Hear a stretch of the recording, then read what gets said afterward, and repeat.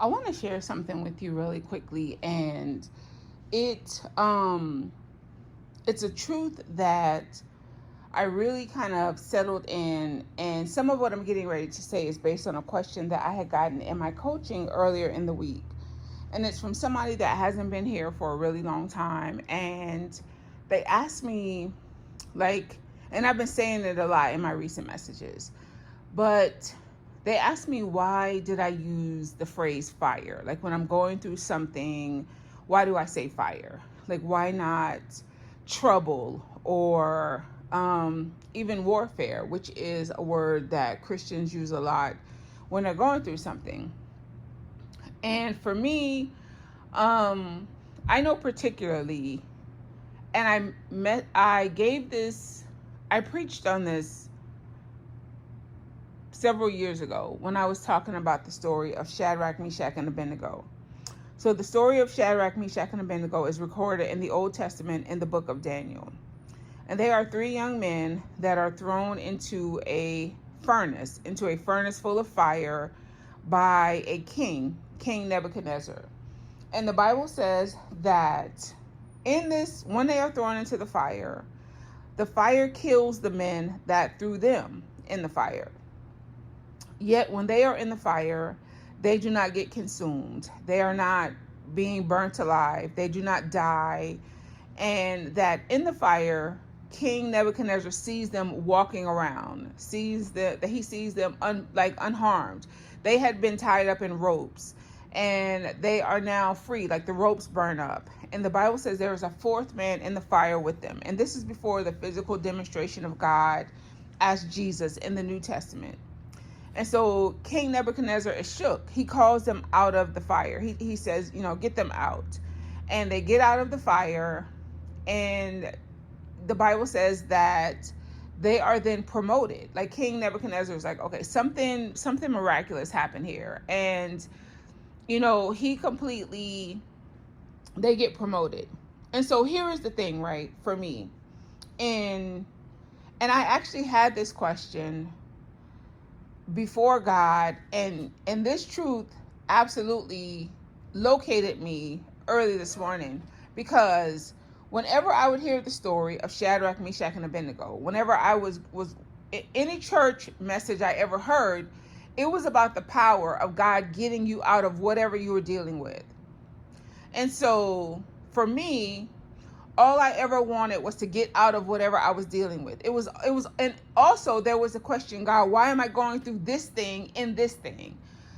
I could never see past that thing. And when you look at the totality of the story of Shadrach, Meshach, and Abednego, the very last line actually talks about promotion. It actually talks about that it is because of the fire that King Nebuchadnezzar changes his mind about worshiping a false or like whatever. I think it was like statues, gold statues or something. But the truth of the matter is, for me, I understand, and now I live in the consciousness and the capacity that whatever I'm going through is serving a far greater, bigger purpose than this moment. This thing isn't even about this thing. Because I was telling God, I don't know why I'm having so much fire about stuff that's not even my stuff. But the truth of the matter is, it's what they went through was bigger than them. And in that fire that had the nature and identity of destroying them. Like, people are going through stuff, and if they told somebody else, they would be like, oh yeah, that's bad. That's bad. Like, you got stuff going on with your body, like stuff with your money, like stuff with your family, like legal stuff. Oh yeah, that's bad. That's bad. This thing that they were in had the identity, had the nature of destruction. We know what fire does, and yet it did not do that to them. It did not destroy them. Again, the Bible says they did not look like what they were just in. That fire promoted them.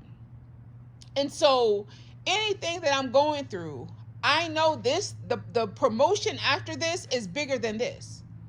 It's the bigger and the hotter the fire, the bigger, the hotter the promotion. Like the promotion by far is going to exceed this fire. So I don't go through anything just for the sake of going through it. I actually, like, I refuse to go through something, and my only prayer is, get me out of this thing. I want out of this thing. I want the promotion that's coming behind this thing right here. The elevation, the expansion, the truth, the testimony that somebody else is going to see what I went through or know what I went through. That's why I'm here now. It's because of other seasons of my life, other times in my life that I went through something, and I can tell somebody.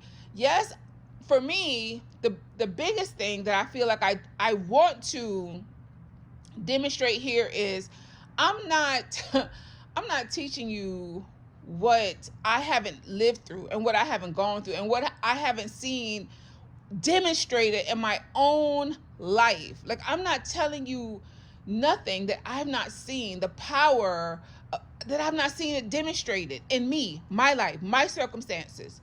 And so, and I believe that we give meaning to everything. The book of Ecclesiastes says everything is meaningless. I know we don't think that. I know we think that things come in our lives and that thing is telling us it, like, no, I'm going to get you. No, you're not getting out of this. But the truth of the matter is you're saying it. You're saying it. You're the one saying, I'm never going to get out of this. You're the one saying, God, why I'm going through this. You're the one saying, the devil got me. You're the one. You are the one breathing life or death on everything that comes out of your mouth. The power of life and death. Your mouth. Your mouth. You can speak life to it or you can speak death to it.